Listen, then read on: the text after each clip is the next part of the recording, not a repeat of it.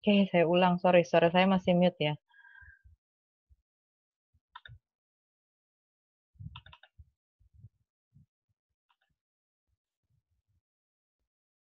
Oke, bagi yang belum join dari pertemuan pertama, tolong dibaca peraturan dan objektif di kelas kita. Jadi kamu pastikan harus selalu enroll di SIMAK maupun di situs e-learning. Kalau SIMAK mudah-mudahan nggak kacau, e-learning ini mungkin ya. Dicek kembali apakah kamu masih enroll atau tidak. Ganti ID Zoom dengan nama kalian masing-masing. Oke, videonya tolong di-on-kan, mikrofonnya di-mute-kan. Terserah mau dalam keadaan apa, videonya tolong di-on-kan karena saya buka radio, saya ngajarin secara online. Jadi kamu cukup lihat. Kamu bisa ngeliat slide saya dan saya juga mau ngeliat ngeliat face kalian ya. Pertemuan hari ini saya akan bahas tentang linear programming. Kalau minggu lalu saya membahas tentang riset operasi. Sekarang apa sih itu linear programming? Linear programming itu merupakan metode matematika untuk menyelesaikan persoalan pengalokasian sumber daya yang terbatas di antara beberapa aktivitas yang bersaing dengan cara yang terbaik yang mungkin dilakukan. Jadi tolong diganti, linear programming itu model, bukan metode. Linear programming banyak dipakai dalam persoalan pengalokasian fasilitas produksi, sumber daya nasional untuk keperluan produksi, penjadwalan produksi, solusi permainan, pemilihan pola pengiriman.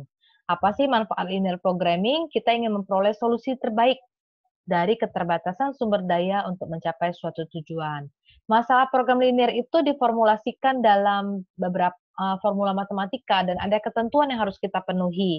Yang pertama harus ada variabel keputusan, itu yang paling bedain. Kan kita banyak tuh model-model matematika, tapi mana yang mencirikan yang ini merupakan model linear programming. Jadi di sini yang pertama kita harus punya variabel keputusan. Variabel keputusan itu merupakan variabel yang menguraikan secara lengkap keputusan yang akan kita buat. Artinya yang mau kita cari solusinya. Variabel itu dinyatakan dalam bentuk simbol matematika. Yang kedua, fungsi tujuan. Fungsi tujuan merupakan fungsi dari variabel keputusan yang menggambarkan kriteria pilihan terbaik.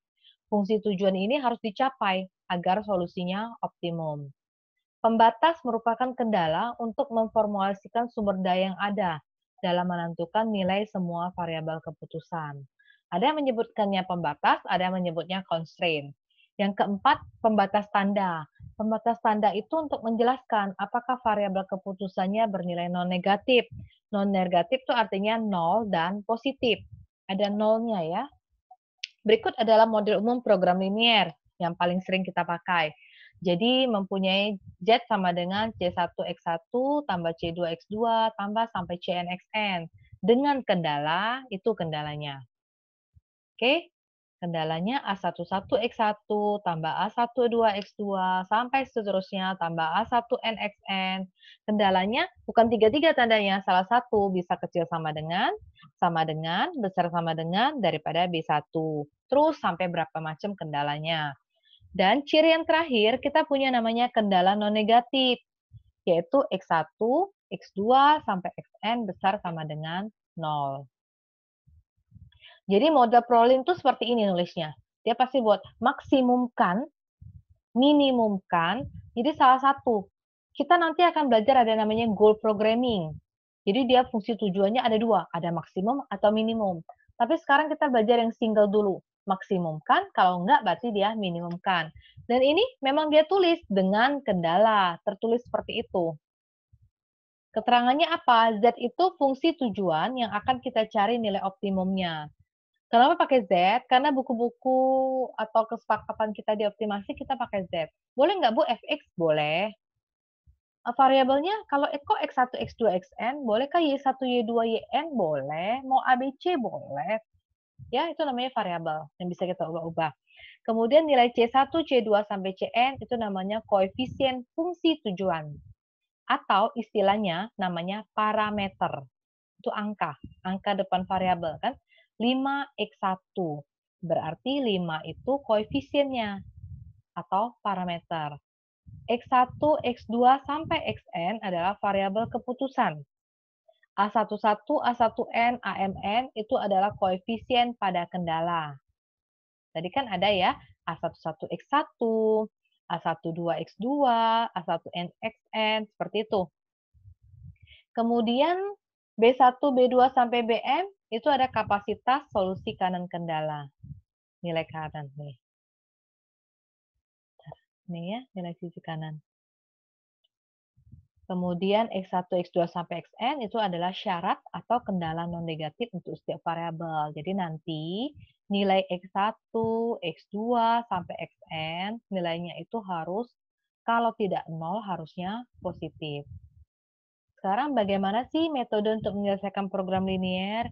Kita punya metode grafik, simplex, simplex direvisi, dua fase, big M. Itu yang akan kita pelajarin.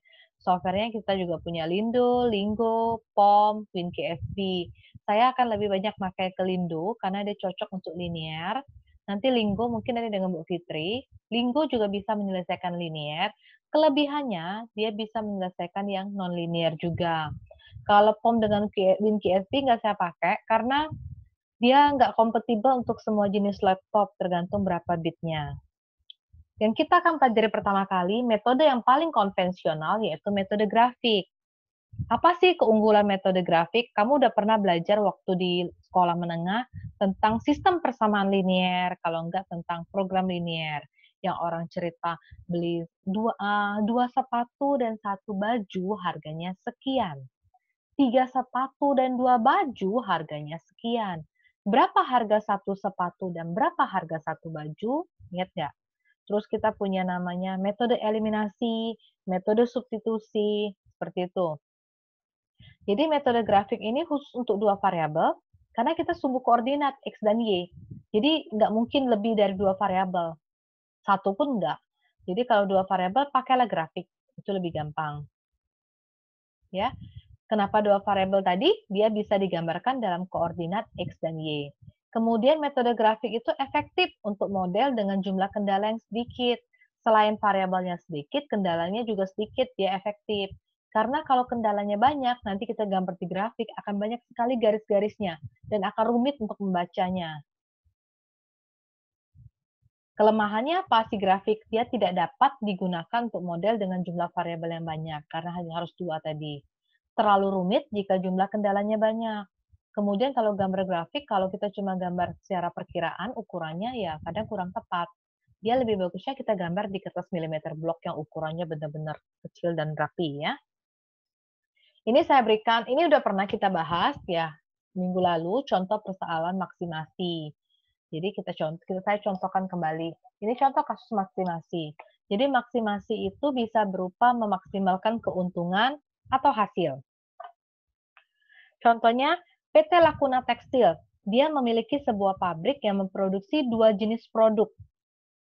Produk yang diproduksi yaitu kain sutra dan kain wol. Untuk memproduksi kedua produk itu, dia gunakan bahan baku benang sutra, benang wol, dan tenaga kerja.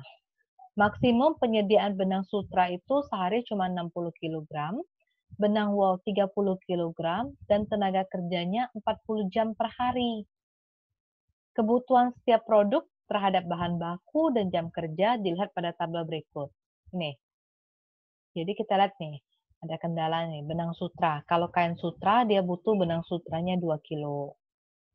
Kalau kain wol, dia juga butuh benang sutra 3 kilo. Tersedianya cuma 60 kg. Kemudian kain sutra tuh butuh benang wol nggak butuh dia, tapi dia butuh kain wol 2 kilo. Terus, kain wol dia butuh benang wol 2 kilo, dan tersedianya cuma 30 kilo. Namanya maksimum artinya nggak boleh lebih dari sama dengan. Ya kan? Saya punya barang cuma maksimum 60 kilo, jadi kamu boleh ngambil kurang dari 60 kilo, atau batas paling atas 60 kilo. Kemudian tenaga kerja. Untuk buat kain sutra butuh 2 jam, untuk kain wol butuh 1 jam. Jumlah tenaga kerja yang tersedia 40 jam. Kedua jenis produk itu punya keuntungan. Kalau kain sutra dia memberikan keuntungan 40 juta rupiah, kain wol memberikan keuntungan 30 juta rupiah. Ngomong-ngomong, soal-soal yang saya berikan tuh baru contoh soal ilustrasi aja, bukan soal kasus nyata ya. Jadi soal-soal ilustrasi, nanti kita lihat bagaimana memodelkan dan bagaimana menyelesaikannya di program linier. Permasalahan dari kasus ini ialah bagaimana menentukan jumlah unit setiap jenis produk yang akan diproduksi setiap hari sehingga keuntungan kita bisa maksimal. Langkah penyelesaiannya nih, kita akan menentukan variabel. Kita punya dua produk tadi, yang namanya kain sutra dengan kain wool. Jadi saya misalkan X1-nya kain sutra, X2-nya kain wool. Mau pakai AB, Bu? Boleh. Mau pakai Y1Y2 boleh, Z1Z2 boleh. Jadi tiap kali ada permasalahan, langkah pertama yaitu tentukan variabelnya. X1-nya kain sutra, X2-nya kain wool. Dibalik, Bu? Silahkan, tapi konsisten dengan data-data di bawahnya kalau mau dibalik. Dibalik itu maksudnya kalau X1-nya mau kain wool, X2-nya kain sutra boleh, tapi nanti datanya juga sesuaikan yang mana kain sutra, yang mana kain wool. Setelah kita menentukan variabel, langkah selanjutnya yaitu kita menentukan yang namanya fungsi tujuan. Fungsi tujuan kasusnya tadi maksimumkan kan? Berarti kamu boleh buat maksimumkan Z, boleh juga buatnya Z max. Bentar ya, saya share screen dulu.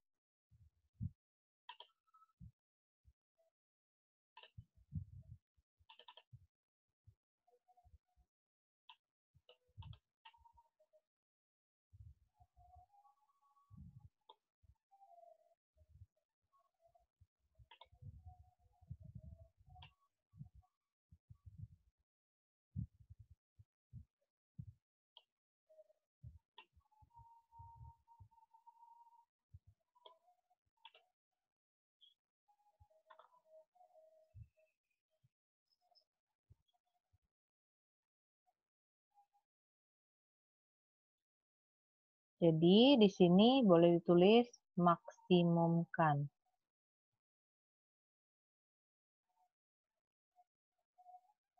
Ya, maksimumkan Z-nya. Boleh tulis seperti itu. Yang ini tolong diperbaiki, kalau kita nyebutnya kendala, jadi bukan fungsi kendala.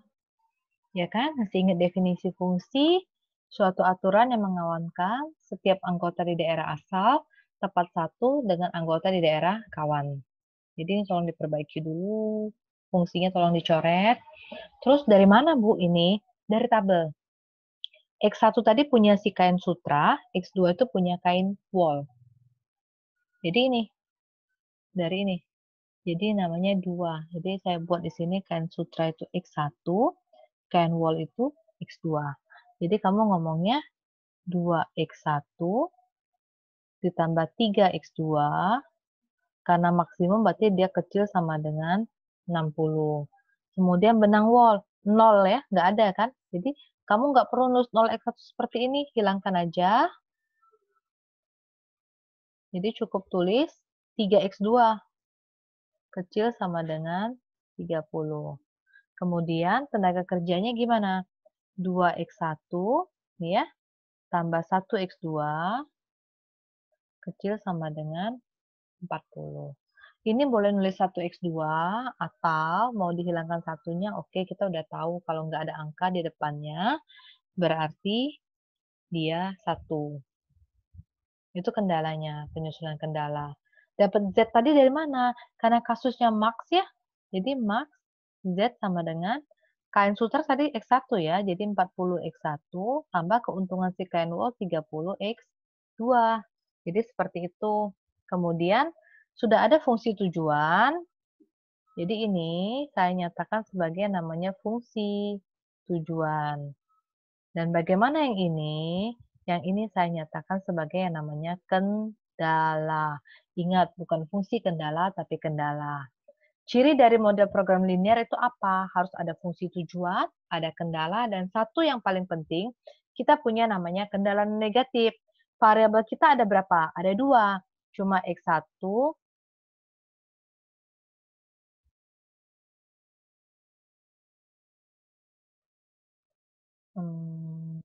bentar. Jadi kita cuma variabel X1 sama X2, kendalanya harus besar sama dengan 0. Ini kita sebut dengan yang namanya kendala non-negatif. Oke, paham? Yang saya coret barusan ini sebenarnya udah tertuang di sini. Saya perbaiki dulu ya.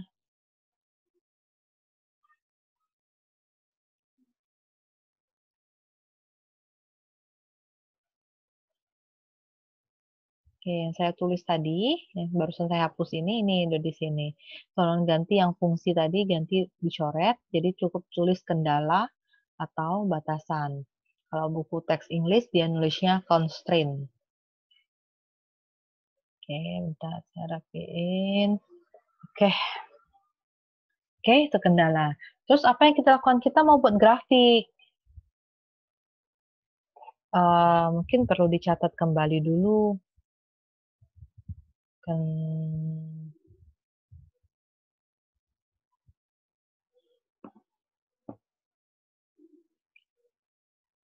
oke.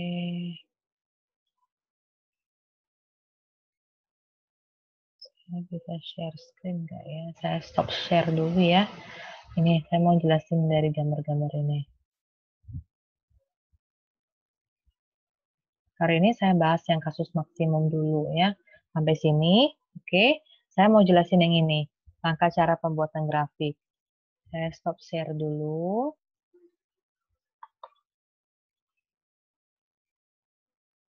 Keluarkan whiteboard-nya, warna putih. Ada ya? Oke. Kita punya kendala yang pertama nih. Bentar ya.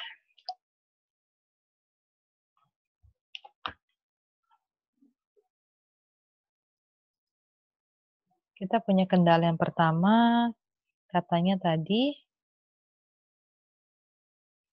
2x1 ditambah 3x2 kecil sama dengan 60. Kalian masih ingat nggak tentang titik potong sumbu X, titik potong sumbu Y? Anggap aja X1-nya sumbu X, X2-nya sumbu Y. Jadi ini kan kecil sama dengan 60, artinya kita harus menulis kembali menjadi persamaan. Yang tadinya tandanya pertidaksamaan, kecil sama dengan, kita ubah jadi sama dengan. Langkah pertama, kita cari titik potong sumbu X1. Berarti X2-nya harus 0. Lihat dari tadi, kan 2x1 tambah 3x2 sama dengan 60. Berarti 2x1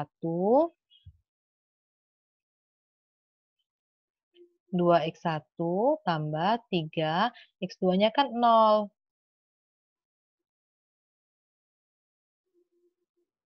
Sama dengan 60. Jadi 2x1 tambah 0 sama dengan 60. 2x1 sama dengan 60. X1-nya 60 bagi 2. 30. Oke. Selanjutnya kita punya apa? Titik potong sumbu X2. Kalau titik potong sumbu X2 berarti X1-nya sama dengan 0. 2x1. Oke, sorry, coret terus sih. X1-nya 0. Jadi kan tadi 2x1 tambah 3x2 sama dengan 60. X1-nya dibuat 0 ya. Jadi 2 kali 0 tambah 3x2 sama dengan 60. 3x2, ini kan 0 ya, 2 kali 0. Bener nggak? Jadi 3x2 sama dengan 60. X2 sama dengan 60 dibagi 3 sama dengan 20.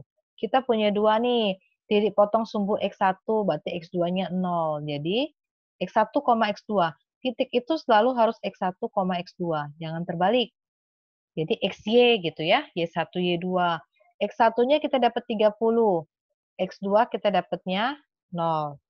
Kemudian X2-nya ini tetap juga X1, X2. Jangan terbalik.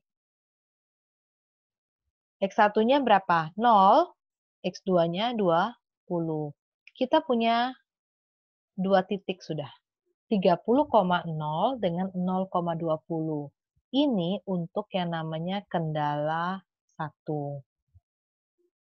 Oke, yang mau dicatat silakan catat dulu.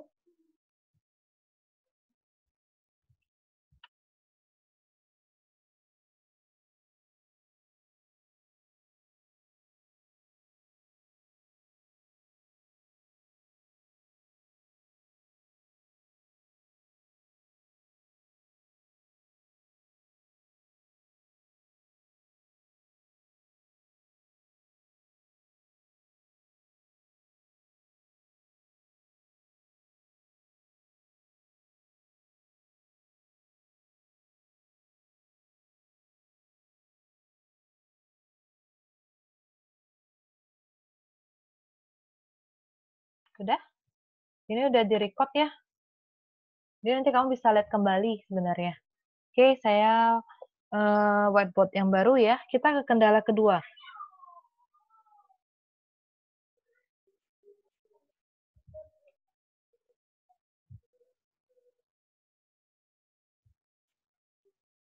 Kendala yang kedua, bentar. Kendala kedua katanya, oh saya ganti dulu warnanya. 2x2 kecil sama dengan 30. Karena dia cuma satu variabel X2, jadi kita nggak perlu nyari titik potong sumbu X1, titik potong sumbu X2, nggak perlu. Jadi tinggal ganti, ini kan pertidaksamaan, ubah jadi persamaan dulu. 2x2 sama dengan 30.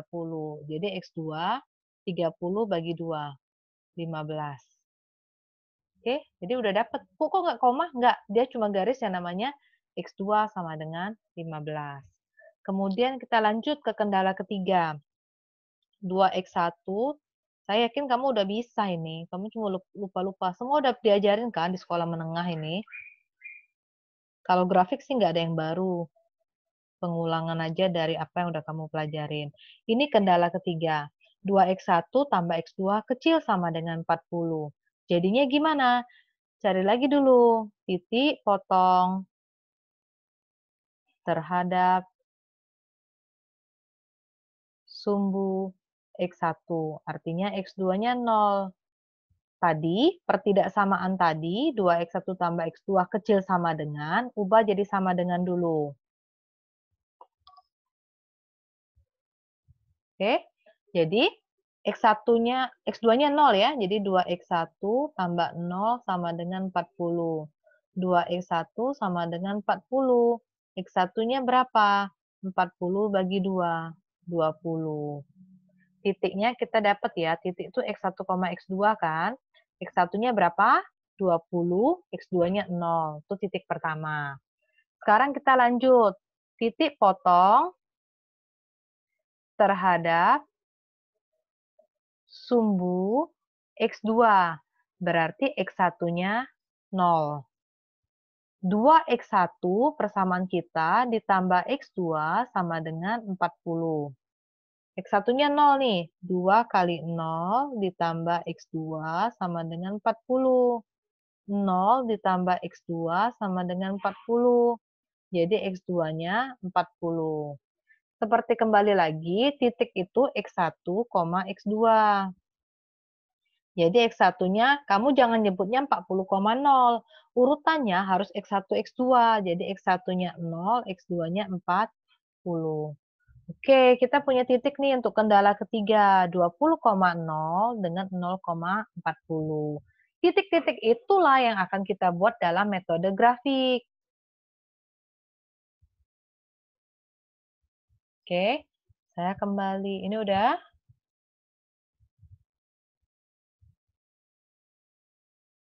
Saya stop share. Kita kembali ke PPT kita tadi. Ini ya yang saya jelasin. Belum muncul ya. Ini yang saya jelasin tadi nggak lengkap. Saya udah jelasin dengan cara tulisan. Nah, titik yang kita dapat yang saya circle hijau itu, jadilah kita buat dia ke dalam bentuk grafik.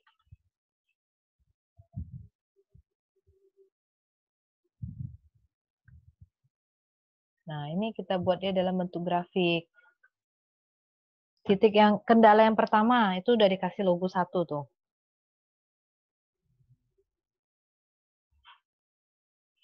Jadi, kendala yang pertama tadi titiknya katanya 0,20, di sini 0,20. Kendala yang titik yang kedua 30,0. Nah, ini garisnya merah. Oke. Ini kendala yang pertama. Kendala pertama itu kamu boleh buat nomor 1, kalau enggak namanya 2x1 tambah 3x2 kecil sama dengan 60. Ingat nggak yang arsir-arsir? Kalau kecil ngarsirnya ke sini kan? Bukan hafalan kecil tuh arsirnya ke bawah ya. Pakai uji tanda. Paham ya? Jadi masukin angka 0 ya. Kalau 0,0, benar kan 0, 2 kali 0, 0, 3 kali 0, 0, 0 kecil sama dengan 60. Benar ya? Jadi daerahnya yang diarsir. Kemudian Kendala yang kedua, 2x2 kecil sama 30. Kita dapat x2-nya 15 ya. Jadi ini garis namanya garis x2.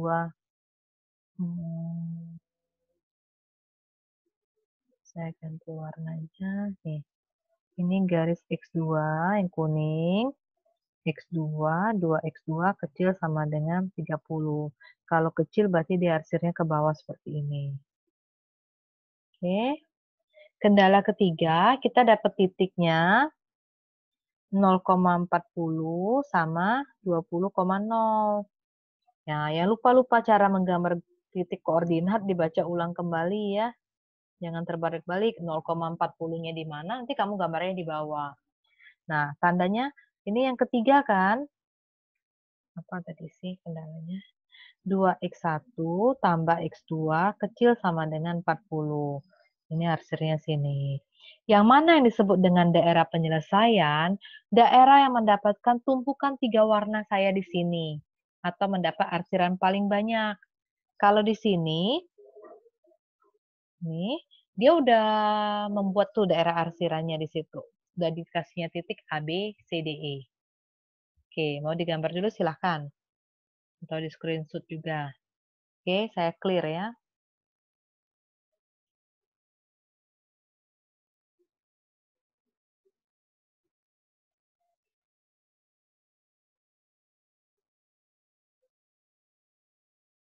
Oke, itu daerah yang penyelesaian, yang diarsir.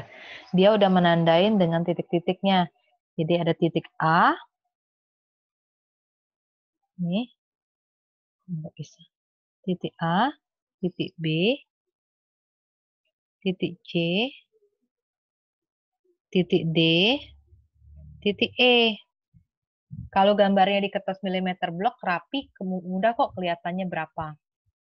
Kalau nggak rapi ya itu masalahnya. Jadi titik A itu udah kelihatan tuh, A-nya tuh 0,0. Titik B kita dapat apa? 20,0. C-nya belum tahu nanti. D-nya juga belum tahu. E-nya udah tahu E-nya. Di sini E. 0,15. Sekarang gimana sih cari C dan D kalau kita nggak gambar dengan rapi? Jadi C itu kamu lihat. C itu pertemuan antara kendala yang ketiga dengan kendala yang ke-1. Bertemulah di C. Sekarang lihat kendala ketiga dengan 1. Kendala 1 itu 2x1 tambah 3x2 sama dengan 60. Kendala yang bawahnya yang ketiga, 2x1 tambah x2 sama dengan 40. Saya langsung buat jadi sama dengan, nggak bentuk pertidaksamaan. Kerjain pakai eliminasi atau substitusi. 2x1 kurang 2x1 habis, 3x2 kurang x2. 2x2 sama dengan 60 kurang 40, 20. Jadi x2-nya 20 bagi 2, 10. Nilai X2 udah diperoleh, tinggal cari nilai X1. Gimana cara mencari nilai X1? Terserah mau pakai substitusi yang mana. Mau substitusikan ke tempat yang hijau atau ke tempat yang kuning. Sama aja pasti hasilnya. Saya ambil yang pertama, yang hijau. 2x1.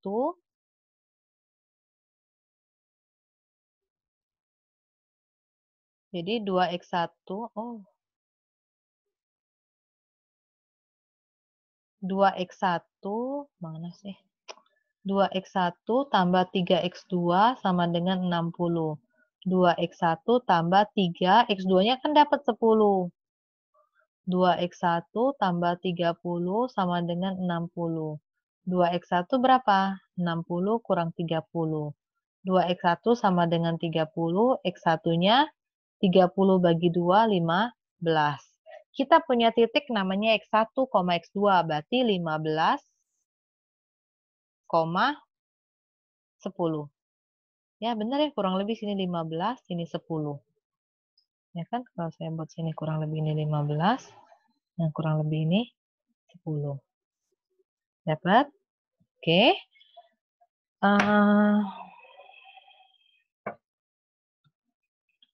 Saya hapus dulu ya yang ini ya.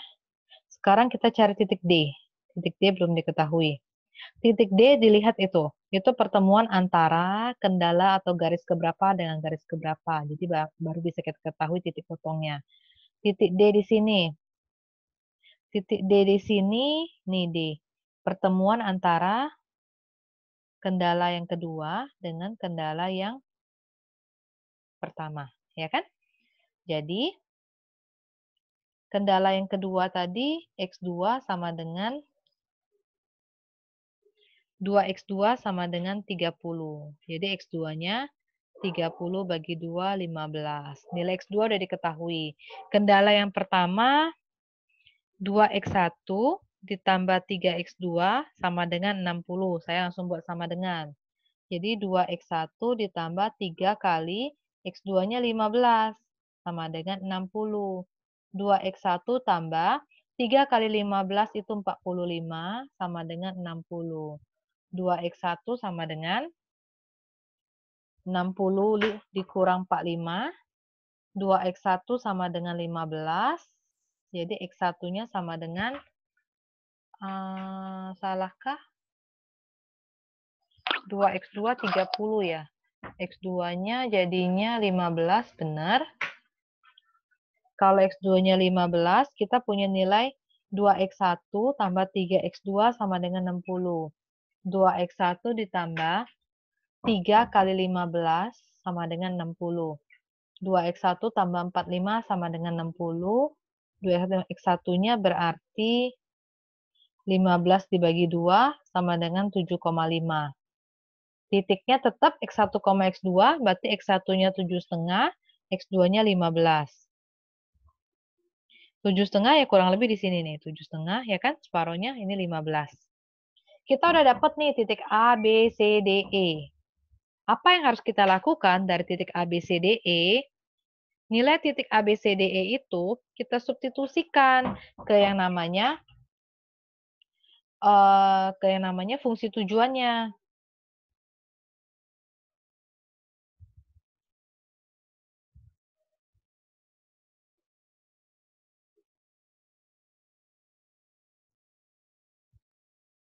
Oke.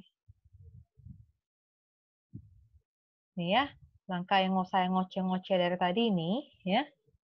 Bisa dibaca. Oke, kok langsung dapat gitu ya? Nah, oke, kamu catat dulu titik A, B, C, D, E. Yang ini, yang saya buat dalam bentuk red circle, kamu catat. Nah, red circle ini ya, kamu catat dulu. Berarti, and then saya buat slide baru ya. Saya stop share dulu. Saya share whiteboard baru. Munculkah? Oke, saya tulis ulang. Kita punya titik A 0,0, titik B 20,0, titik C 15,10 ya. Titik D 7,5 sama 15, titik E 0,15. Kita punya fungsi tujuan Z. Z tadi 40X1 tambah 30X2. Semuanya substitusikan ZA. Jadi 40 kali 0 tambah 30 kali 0. ZA itu artinya A itu kamu substitusikan ke sini. Ya, jadi dapatlah ini. 40, 0. Jadi 0. Kalau B, ZB gimana? ZB artinya 40 kali 20 tambah 30 kali 0. 800. Bagaimana dengan ZC? 40 kali 15 tambah 30 kali 10. Berapa? 600 tambah 300. 900. ZD 40 kali 7,5 ditambah 30 kali 15 sama dengan 300 tambah 4,5 sama dengan 7,5. Kayak mana ZE? 40 kali 0 tambah 30 kali 15. Jadi 450. Ingat fungsi tujuan kita maksimumkan Z. Artinya dari nilai 0, 800, 900, 7,5, 4000, 450, mana yang paling maksimum? 900. Jadi bisa kita kesimpulkan nilai fungsi tujuan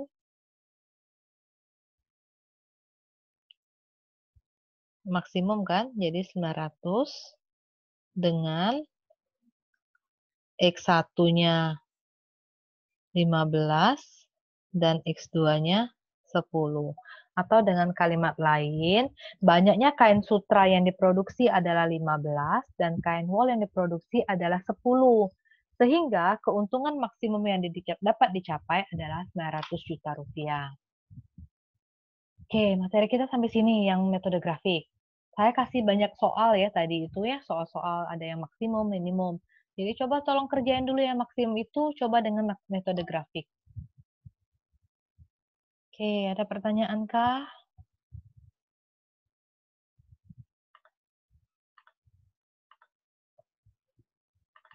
Nah, ini ya gambar grafik.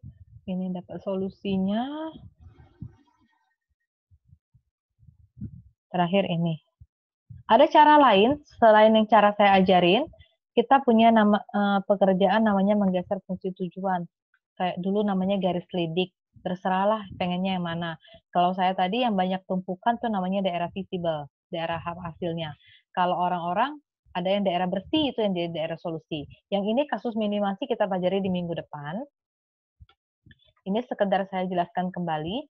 Jadi daerah yang diarsir ini kita sebut dengan namanya daerah penyelesaian, atau dengan kata lain saya bisa menyebutnya daerah visible di buku-buku tertentu. Itu daerah visible. Kemudian titik A, B, C, D, E itu namanya titik visible. Visible itu masih layak, belum tahu solusinya mana. Kalau titik optimal, tadi kita udah ngitung, titik optimal itu ada di C, titik optimal. Ya, jadi kalau titik visible itu A, B, C, D, E itu namanya visible. Kalau titik optimal, titik kapan saat solusinya jadi optimal, titik C. Oke, dah cukup. Sampai ketemu minggu depan. Terima kasih. Semoga selalu sehat.